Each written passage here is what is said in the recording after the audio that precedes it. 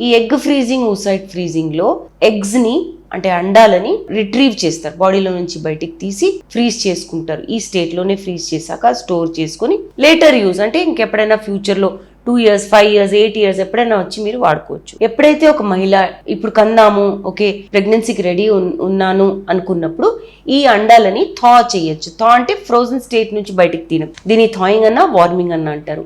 ఈ అండాలని ల్యాబ్ లో ఫర్టిలైజ్ చేసి, కణాలతో ఫర్టిలైజ్ చేసి, దాని గురించి నేను వివరంగా చెప్తాను.